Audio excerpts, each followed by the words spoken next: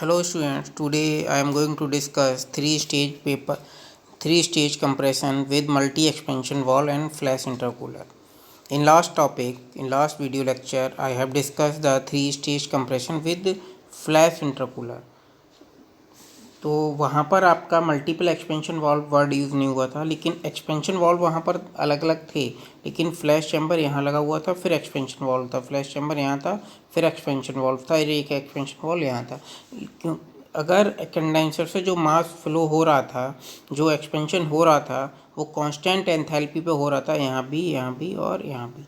But here the enthalpy will change, the refrigerant will pass in different expansion valve before entering into the flash chamber, so the enthalpy will change. Okay, so now start. This is the same as in previous lectures. The function of the flash chamber, function of the flash intercooler, function of the flash intercooler to separate the vapor and also cool the desuperheated the vapor. Okay, and form the liquid into the vapor. This is also the function of the flash intercooler. इस flash intercooler में जो liquid आएगा वो, और जो इधर से vapour आएगी कंप्रेसर से, यहाँ से वेपर आएंगी और यहाँ से लिक्विड आएगा, वो लिक्विड इस वेपर की हीट को एक्सट्रैक्ट करेगा और वो वेपर के फॉर्म में कन्वर्ट हो जाएगा और इसको डी सुपर हीटेड करेगा, क्योंकि ये सुपर हीटेड फॉर्म में आएगा। तो this is the main function of the flash intercooler. Suppose if the mass m1 is flow in the evaporator, this go into the low pressure compressor. After the compression in the superheated form, it exit at point 2 and enter into the flash chamber 1.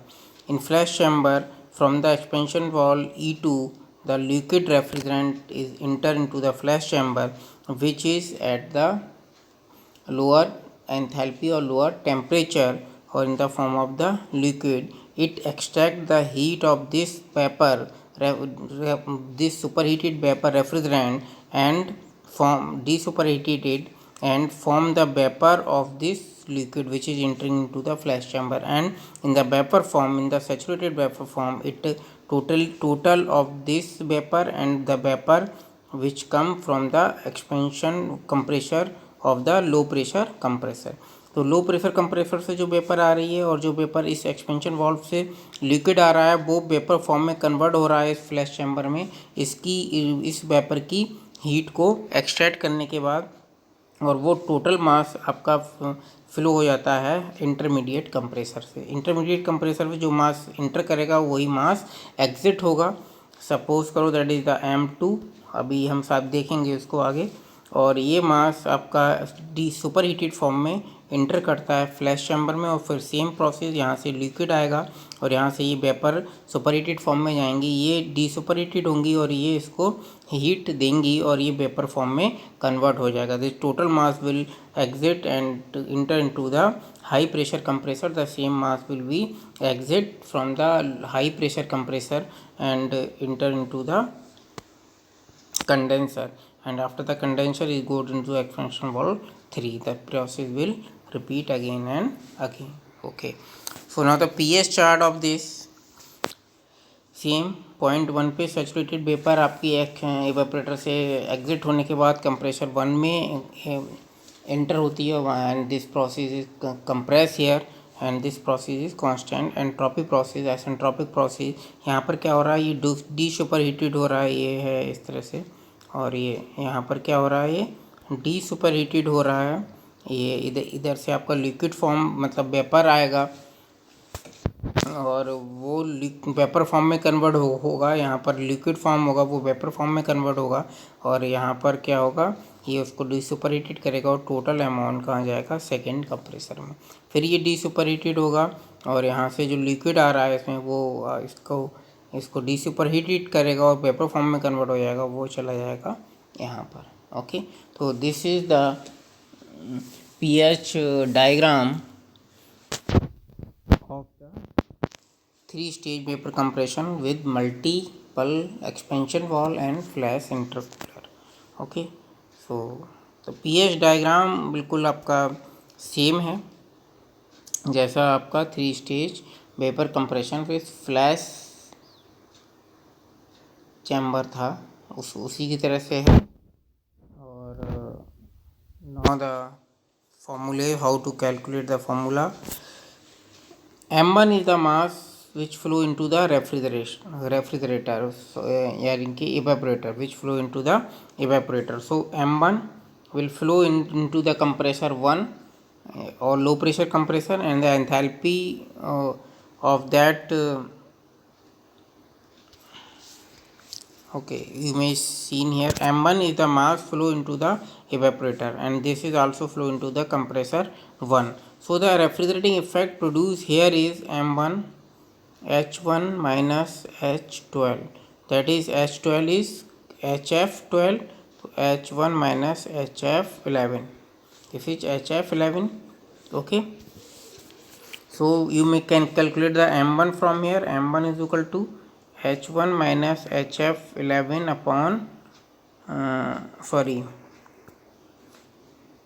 M1 is H1 minus H12. It can be written as H1 minus HF11. This is equal to 210 Q if Q is in TR, ton of refrigeration. उसको हमने convert कर लिया kilo joule पर minute में. वहाँ से हमने M1 find out कर लिया. That M1 will be this, like this. Okay, if the mass of the vapor refrigerant passing through the low pressure compressor से कितना मास पास हो रहा है, this ये M1 पास हो रहा है, and M2 is the mass of the vapor refrigerant passing through the intermediate compressor. Now यहाँ से तो आपका जो मास फ्लो हो रहा है वो M1 हो रहा है. इसमें कितना मास फ्लो होगा, we try to find out this. Okay, so how to find out which type of masses will go into this, पहले यही देख लीजिए आप. इसमें जो मास फ्लो होगा वो हमने एज्यूम किया दैट इज M2, और इसमें टोटली वेपर इंटर करेंगी. इसमें saturated vapour eight 0.3, the vapour in the form of super heated vapour will inter into this and convert into the saturated vapour. So the total mass which flow in this is M2 is saturated vapor of the low pressure compressor, and the vapor which is formed into the flash chamber F1. किसकी vapour form होंगी, वो होंगी आपका जो liquid यहाँ से आ रहा है और जो सुपर हीटेड वेपर यहाँ से जा रहा है. सुपर हीटेड वेपर अपनी हीट लिक्विड रेफ्रिजरेंट को देगा और लिक्विड अपनी किस में चेंज होगा, वेपर फॉर्म में, और वो टोटल वेपर यहाँ पर चली जाएंगी.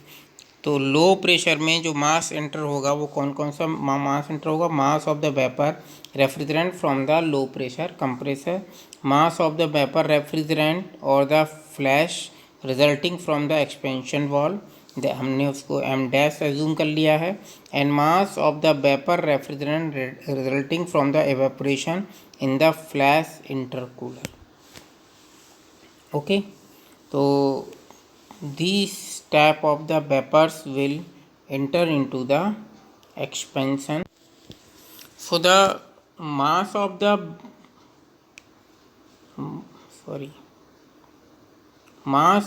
vapor refrigerant or the flash resulting from the expansion valve. जो expansion valve से इसमें 3 तरह के मास आपके फ्लो हो रहे हैं.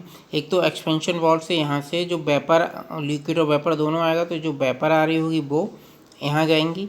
जो वेपर सुपर हीटेड हुई और वो डी सुपर हीटेड हो गई और वो जाएंगी सैचुरेटेड, प्लस जो फ्लैश चैम्बर में लिक्विड है वो इनको डी सुपर हीटेड करने की वजह से जो वेपर फॉर्म में कन्वर्ट हो गया वो जाएगा. तो 3 तरीके के मास इसमें टोटल इंटर होंगे. एक तो मास of the vapour refrigerant from the low compressor से जो आ रही हैं वो जो सुपर हीटेड हैं वो डी सुपर हीटेड हो रही हैं. यहाँ पर आप देख रहे हैं ये सुपर हीटेड फॉर्म में निकला और ये डी सुपर हीटेड हुई, और उस डी सुपर हीटेड करने के लिए यहाँ पर जो लिक्विड इंटर हुआ है वो कुछ वेपर फॉर्म में कन्वर्ट हो जाएगा. एक तो वो जाएगा, एक तो ये M1 जाएगा, उसको हमने M डैश मान लिया, और एक जाएगा यहाँ पर जो एक्सपेंशन वॉल्व, इस एक्सपेंशन वॉल्व में जो वेपर आई हैं वो वेपर भी यहाँ पर एंटर होंगी। तो दोस्त 3 masses will enter into the summation of 3 masses will enter into the intermediate compressor. So how to calculate the mass of the vapor refrigerant or the flashing resulting from the expansion valve and mass of the vapor refrigerant resulting from the evaporation in the flash chamber. Flash chamber में जो evaporation की वजह से vapour convert हो रही हैं वो, और जो एक्सपेंशन वॉल्व से वेपर आई वो, और जो आपकी वेपर लो प्रेशर कंप्रेसर से आई और वो डी सुपर हीटेड होकर सैचुरेटेड वेपर में कन्वर्ट हुई वो, ये total of 3 vapours will enter into the intermediate compression. So how to calculate the masses of these all 3 vapors? So M2 जो आपका लो प्रेशर कंप्रेसर से आया वो तो M1 है, ये हमें पता है। तो M1 प्लस इसको हमने M डैश मान लिया, इसको हमने M डबल डैश मान लिया। हम M डैश कैलकुलेट कर रहे हैं। पहले M dash is the mass of the vapour refrigerant from the expansion valve E2। जो एक्सपेंशन वॉल्व से फ्लैश चैम्बर में जो रेफ्रिजरेंट आ रहा है उसमें कुछ फॉर्म वेपर होगा, कुछ फॉर्म लिक्विड होगा। जो वेपर है वो तो वेपर में है ही, और जो लिक्विड है वो भी वेपर में कन्वर्ट होगा। तो कितना फॉर्म ऑफ वेपर इंटर हुआ है एक्सपेंशन वॉल्व से फ्लैश चैम्बर में, उसको हम कैलकुलेट कर रहे हैं। If we assume that if M is the mass of the mass passing through the condenser. इसको आप लास्ट टू लास्ट वीडियो में जब आपने पढ़ा था कि 3 stage vapour compression with flash intercooler, ये पढ़ा था। और लास्ट टू लास्ट आपने जो पढ़ा था 3 stage vapour compression with water with not the water intercooler with flash chamber। 3 stage vapour compression with flash chamber जो आपने पढ़ा था, वहाँ से हम इस मास को आसानी से कैलकुलेट कर सकते हैं। अगर वो डायग्राम आप देख लें और वो वीडियो देख लें तो वहाँ से कुछ आएगा। फिर भी मैं यहाँ बता रहा हूँ, आप ये देखेंगे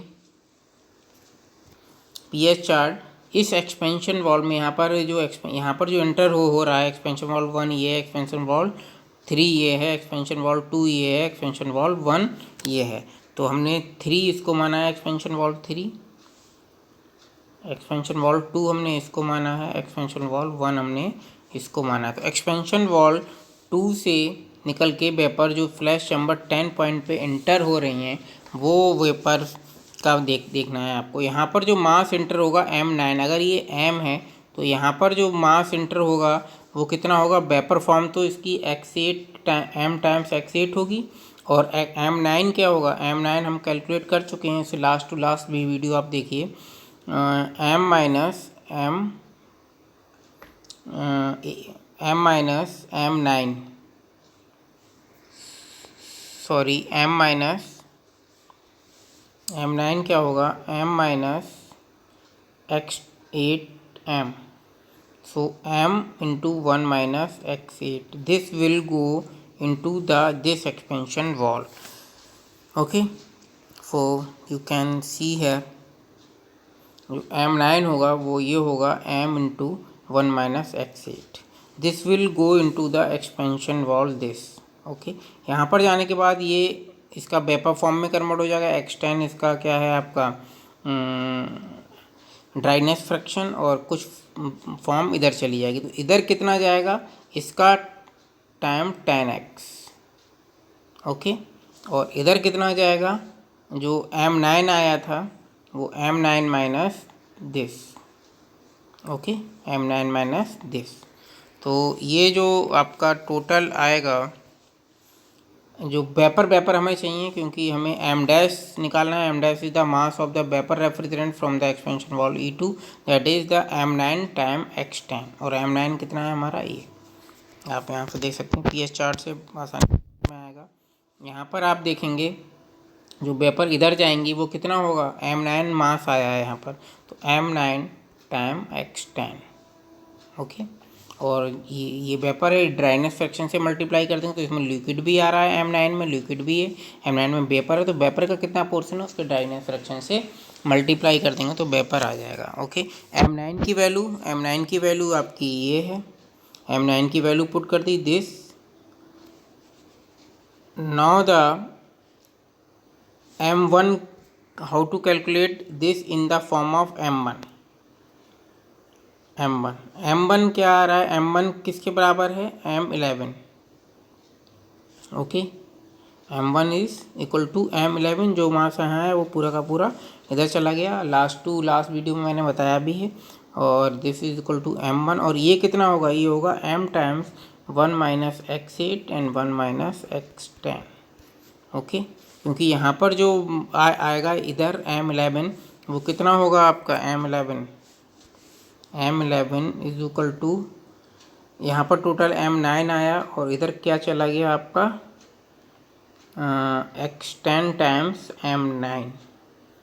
तो ये आ गया m9 1 माइनस x10, और m9 पहले भी निकाल चुके हैं हम, that is m into 1 minus x8 into 1 minus x10. और मैंने वहाँ पर याद करने का तरीका भी बताया था. 2 एक्सपेंशन वॉल्व से यहाँ पर निकल रहा है ये ड्राइनेस फ्रैक्शन, तो दोनों ही 1 माइनस होंगे. ये इज इक्वल टू क्या होगा आपका m1. तो m1 is equal to m is equal to क्या हो गया, this divide by 1 minus x8 into 1 minus x10. तो उसको मैंने रिकॉल किया है बस. ये होगा m dash is equal to this, और m और m1 में क्या रिलेशन है वो ये. ठीक है, यहाँ से आप m को m1 के फॉर्म में आप निकाल सकते हो. m is equal to m1 is equal to this. Okay, तो m dash is equal to this. So m dash in terms of m1 is equal to this, x10 upon 1 minus x10 times m1. m dash को हमने m1 के terms में निकाल लिया. m double dash क्या है, mass of the vapour refrigerant resulting from the evaporation in the flash chamber. Flash chamber में जो फ्लैश चैम्बर है आपका, यहाँ पर एवेपोरेशन हो रहा है, यहाँ पर लिक्विड रेफ्रिजरेंट है, जो इधर से आपका सुपर हीटेड वेपर आया है, वो अपनी हीट इस लिक्विड को देगा, वो लिक्विड वेपर फॉर्म में कन्वर्ट होगा. तो इसकी एंथैल्पी जितनी चेंज होगी बराबर इसकी वेपर की जो भी एंथैल्पी चेंज होगी वो बराबर होगी लिक्विड की एंथैल्पी चेंज. वेपर अपनी हीट देगा और लिक्विड उतनी ही हीट लेगा. तो heat given by the super heated vapour is equal to heat taken by the liquid and form into the vapour. तो यहाँ पर अगर आप देखेंगे तो यहाँ पर m1 माइनस आया है.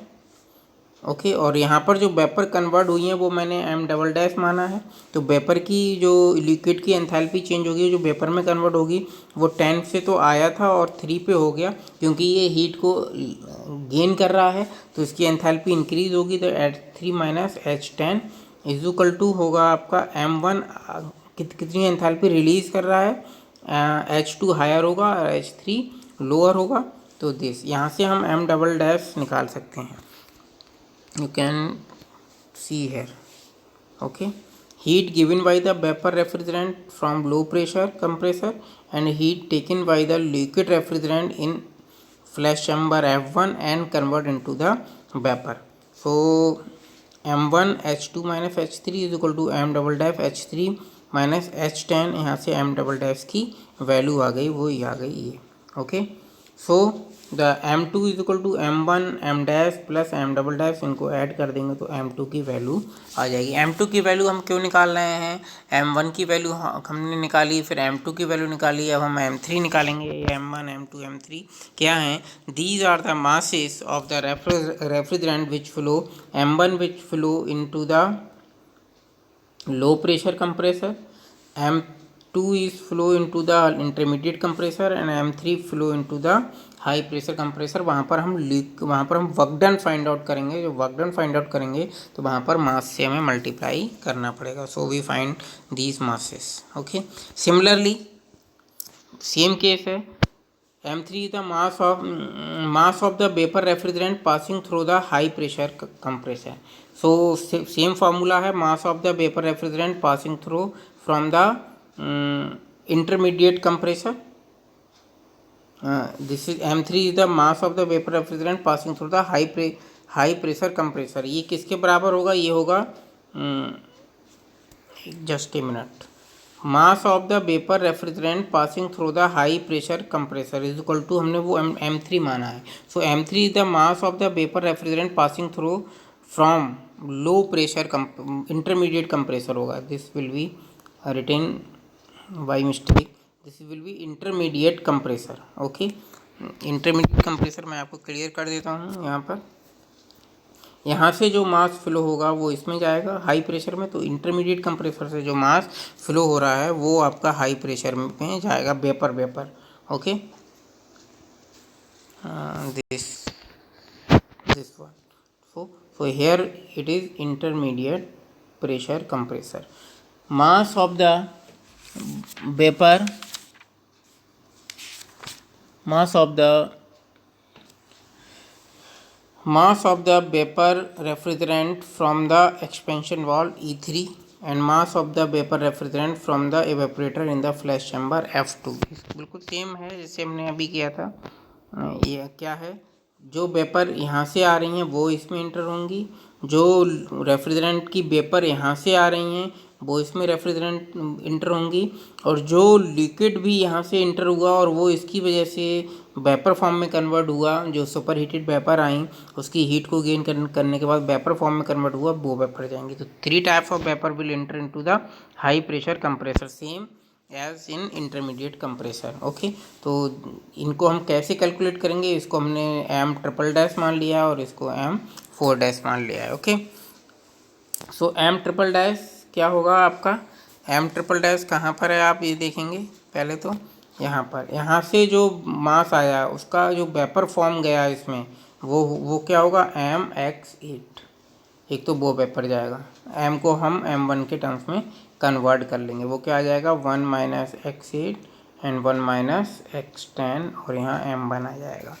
ओके, उसके बाद एक जो वेपर ये आई वो, और तो पहले तो आप ये देख लीजिए M" क्या है दिस टाइम ये, और M1 के टर्म्स में देखेंगे तो M1 और M में रिलेशन है कुछ, और उसको हमने ये फाइंड आउट कर लिया। M की पावर M4' क्या है, heat given by the vapour refrigerant from the, मतलब जो super heated vapour from the intermediate compressor आ रही हैं वो लिक्विड फ्लैश चैम्बर में लिक्विड को अपनी हीट देंगे, और लिक्विड जो है लिक्विड रेफ्रिजरेंट है वो वेपर रेफ्रिजरेंट में कन्वर्ट होगा, तो वो हमने M4' मान लिया है। तो heat given by the vapour refrigerant from the high intermediate compressor is equal to heat taken by the liquid refrigerant from the expansion valve 3।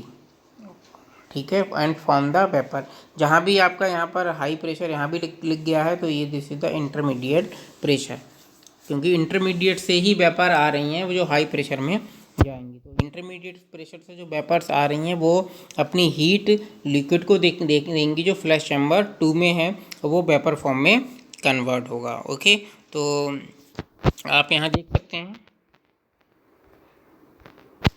यहाँ पर इंटरमीडिएट अपनी एंथैल्पी कहाँ से कहाँ तक चेंज कर रहा है, H4 - H5, और कितना मास है इसका M2, और ये दिस इज इक्वल टू कितना, इसका जो लिक्विड कन्वर्ट हो रहा है वो M की पावर M4' है, और एंथैल्पी चेंज हो रही है इसकी H5 - H8 लोअर एंथैल्पी होगी और ये हायर होगी। यहाँ से M4' हम फाइंड आउट कर लेंगे, तो we have find the M4' is equal to this। okay, you can see, so M3 क्या है, M2 + M" + M4' सबकी वैल्यू हमने रख दी M2 M1 और M2 के फॉर्म में, ये M3 आ गया। मेन इसमें जो है वो M3 और M2 ही निकालना है, और बकाया सारे जो नेक्स्ट जो फॉर्मूले हैं वो सेम है। तो हमें वर्क डन निकालना है, work done of lower compressor 1 to 2 work कर रहा है, मास फ्लो M1 है, तो this will be the work done H2 - H1 multiply by M1। और आपका इंटरमीडिएट जो कंप्रेसर वर्क कर रहा है वो कहाँ से कहाँ तक वर्क कर रहा है, 3 to 4, और वो आपका जो एंथैल्पी चेंज है H4 - H3, और मास फ्लो हो रहा है यहाँ पर M2, और जो हाई प्रेशर कंप्रेसर वर्क कर रहा है वो 5 to 6 वर्क कर रहा है, तो H6 - H5, और जो मास फ्लो हो रहा है वो 3 multiply by 3। Total work done क्या है, summation of all these work done, इसको सबको सम कर लेंगे, टोटल वर्क डन हो जाएगा। अगर इसकी पावर निकालनी है तो पावर आप जानते ही हैं हमें किलोवाट में निकालनी होगी, और ये जो वर्क डन है वो है किलो जूल पर मिनट में है, उसको हमें सेकेंड में किलो जूल पर सेकेंड में कन्वर्ट करने के लिए मल्टीप्लाई बाई 60, तो ये क्या हो गया आपका वाट। ओके, रेफ्रिजरेटिंग इफेक्ट एम कहाँ हो रहा है, एवेपोरेटर में। एवेपोरेटर जो वर्क कर रहा है वो 12:1 कर रहा है। यहाँ पर H12 है और यहाँ पर H1 है, और ये H12 किसके बराबर है, 11 के बराबर, मतलब HF 11 के बराबर, और M1 मास फ्लो हो रहा है, तो M1 multiply by H1 minus HF 11। So the COP is RE upon W, यानी कि desire effect upon work done. Okay, this is all about the 3-stage vapor compression with multiple expansion valve and flash intercooler. Thank you, students.